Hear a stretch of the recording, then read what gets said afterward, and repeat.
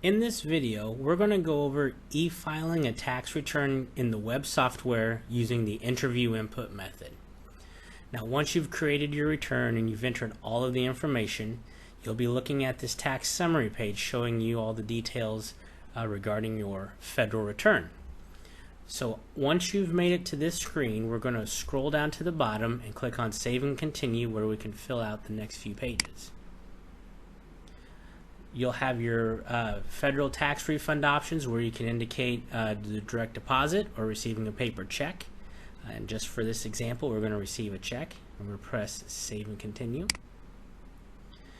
On the next screen, you'll be asked if you want to generate estimated payment vouchers for the next tax year. Indicate your option and then press on Save and Continue. And then on this screen here, you'll be able to review and print your forms and attach any worksheets or any forms that need to be e-filed. And once you've taken care of everything on the screen, you can click on Save and Continue Return. And if you have a state, you'll have the information here presented to you. You may see Prepared, where everything is ready, it's done, or you may see Unfinished, where you'll need to go back in and revisit the state return and go through their pages. And once everything is done, and as long as you have this prepared, you can click on the next the button here, Save and Continue Return. Now, the first step into e-filing is you'll be asked about the IP PIN information. If they have the IP PIN, you'll want to indicate yes. If not, just select no and Save and Continue Return. Alright, so now here we are beginning on the 8879 and the PIN page. So we'll want to indicate what are we going to do with this return. It's going to default to e-file our federal return, so we're going to have this box checked. If you do want a paper file, just make sure you switch it over, that we will not e-file, but for this example we are going to. And then we're going to click on Save and Continue Return. Now on the following page here, you can, starting at the top, you have your options of using practitioner PIN or self-select PIN. For this example, we're going to use our practitioner PIN. We're going to make sure that's our EFIN, enter our PIN. And then for the taxpayer, you can auto-generate or enter a manual number, and if you do it, you'll want to check the box entered by ERO, and then we can click on Save and Continue Return. And so on this screen here, we're looking at our filing summary. We're going to check the box of what will be e-filed. So I've got the federal return and our Missouri return, both will be e-filed. And then we can Save and Continue Return.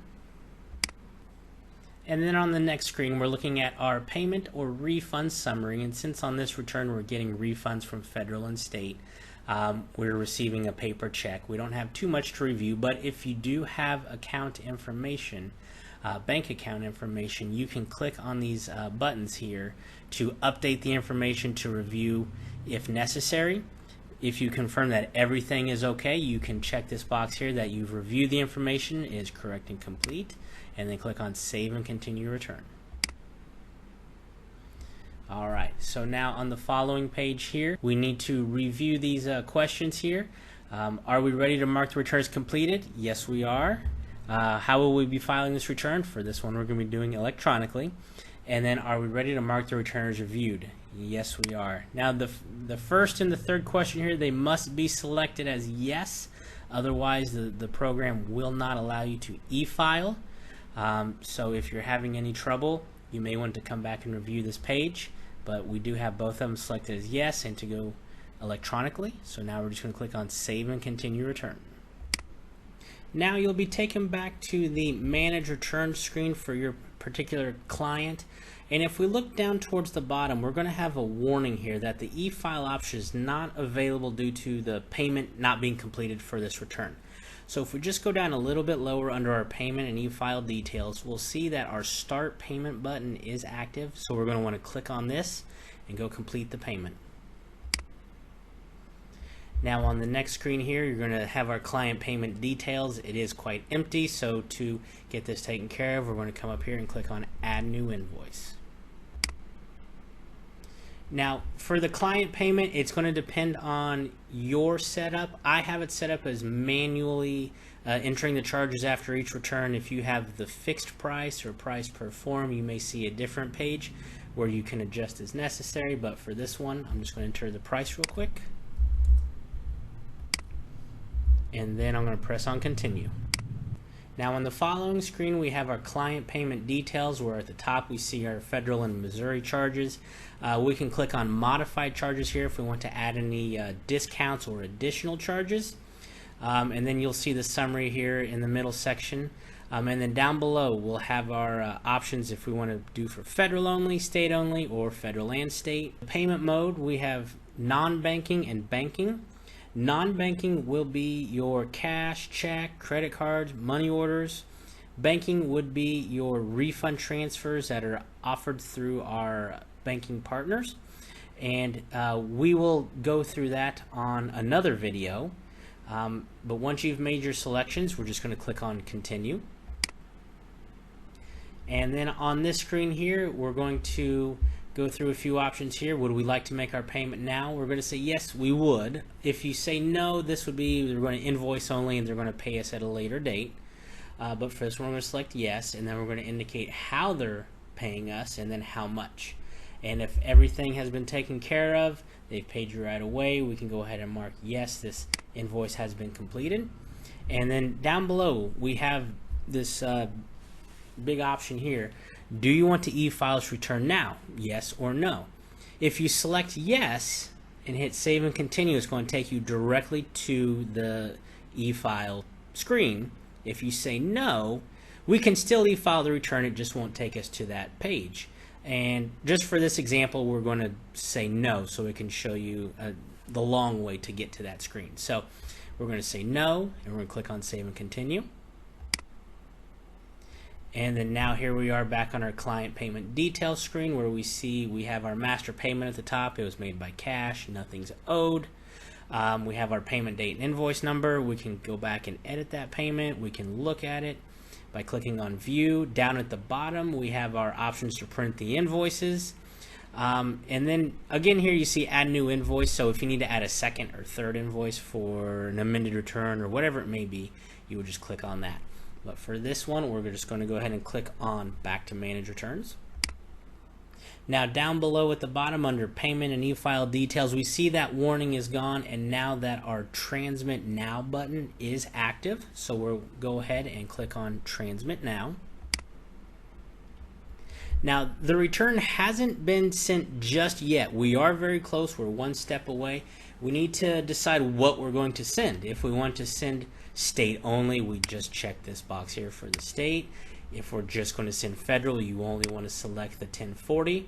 If you want to send both federal and state, we're going to select here the 1040, and then under state piggyback e-file, we're going to select our state return.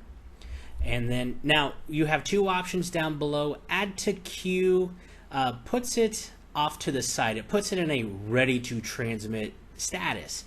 This would be good if you like to batch e-file several returns at the end of the day or whenever you see necessary.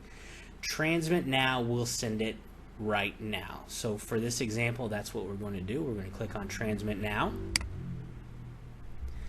And so now we can see under our federal state extension details here in the middle that our returns have been queued.